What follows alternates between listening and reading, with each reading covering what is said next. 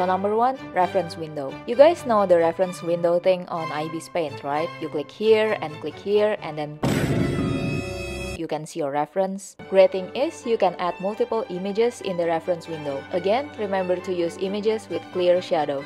This is the general proportion of the face. Of course, it might differ depending on the angle and the perspective. You can mark the proportions first and then use it as your guideline. But if you want more challenge, you can try eyeballing it. I'm not sure if that's even a verb. Anyway, do not draw any details first. We are just figuring out where everything goes. Also, it's never too early to use Liquify tool if anything is out of place. Okay, after a couple of minutes of sketching and liquifying, now we have a garbage. But that's just how first sketches are. Now we're turning the opacity down and create the new layer to draw cleaner sketch with this as the guide. Here you can zoom in on the reference to get more details on the facial feature. Since my semi-realism style is mixed with anime, I will leave the eyes like this. The most common thing I see people struggle is drawing the nose. And my advice is, don't draw the nostrils round like this. I know it looks round in the picture, but hey, this is a drawing. The most important thing is, it looks beautiful. Also, you don't have to draw it exactly like the reference. Just take 1 or 2 distinctive features of your photo reference. In this case, Yeonjun, the guy in the pic, I think his lips is very distinctive. It's a beautiful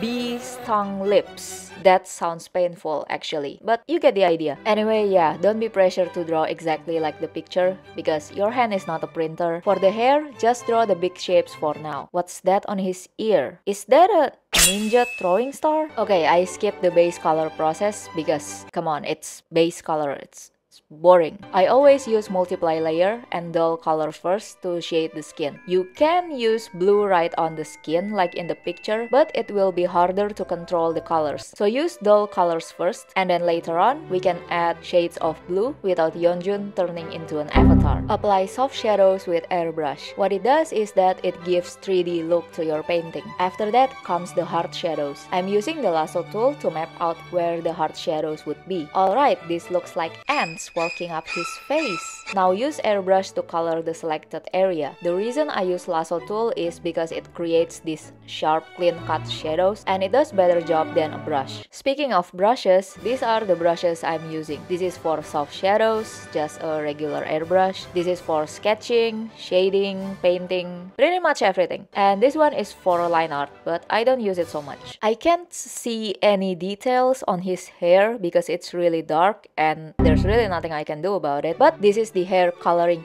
technique that I always use. First, shade it using airbrush, and then on different layer, draw a bunch of ovals. I will turn off the soft shadow layer so you can see better. Now erase the ovals until you get the logo of a car company. After that, add more details to it. I usually just make the Hyundai, the shadings longer, and then blend it gently. I always use low opacity brush to blend. I don't recommend using the smudge tool because it's too blurry, so don't use the smudge tool. Or, you know what? You can use it. Use the smudge tool. I'm not your mom. Now we will merge all the layers and then we're going to flip the canvas, and surprisingly this looks okay. I thought he'll look like Gollum or something. But yeah, friendly reminder, flip your canvas to see if you make any mistakes and use Liquify on it. I'm going to paint over the sketch. This step is called rendering. I just realized I didn't duplicate the folder before merging it. Oh no, will I regret it? Time to find out! I use low opacity brush for rendering because this involves a lot of blending. His eyes are gray or silver? Yeah, I think they're silver. Oh god! Okay, let's make it disappear for now. Here's another thing about nostrils. Use red to color them instead of pitch black. I know it's pitch black on the reference picture, but if you color it black, the nose can look bigger. This is an art tip I learned from Coke's Illust. I will add more details to the hair, but before we go further, I wanna fix the eyes because it's directly below the hair. I will add thicker upper line to make him look more anime and use lighter color for the lower line. Okay, class. Sorry, I got sick on the second day of recording, so my voice might sound different. Anyway, this is a special class on blending modes. You see different layer types in here, that's blending modes. They're really useful to enhance, to amplify, to yasify. your paintings. The ones I use the most in IBIS Paint are Multiply, Overlay, Add, and Color. Multiply will give you darker color, which is great for shadows. Overlay gives you lighter and more saturated color. I use it for adding makeup to my paintings. Add is for highlights, and it has this rim light, which is really pretty. As for color, well, the name is pretty self-explanatory. To add colors, obviously. You might be thinking, well, then just use the normal layer, it works the same.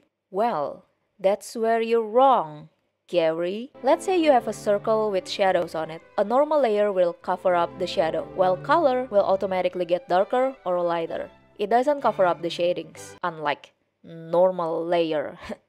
The evil twin. Okay, I'm gonna use overlay to add his makeup. But don't just focus on the makeup though. Softly apply colors on the other parts as well, so they don't look out of place. Then using multiply to darken the shadows. I wanna make the overall colors look colder by applying blue with overlay. And then using color, not normal layer, to enhance the blue color. Now I'm using the add layer to yassify. This is honestly the most satisfying part of the painting. Look at that. Sugar rush, sha. Just zoom out from time to time to make sure your painting doesn't look oily. Here's an idea for a background. Make it dark and then add a spotlight. And then when you click here, IBIS Paint has a ton of materials from poses, patterns, and backgrounds. I'm gonna use this one and scroll down to lens flare. I'll set it to overlay and then erase the part that I don't need. Yeah, the background doesn't have to make any sense. It just have to look okay. You might think this look finished, but no, nothing is ever finished. I'm just going to add some touches. Duplicate this and then merge and go to filter, and you can use gradation map if you got some cha-ching, but since I don't, I'm gonna pick parallel gradation. You can choose other colors, but I'm gonna stick with blue violet. Now change the layer to soft light and lower the opacity. And that's pretty much it. Watch another video if you will.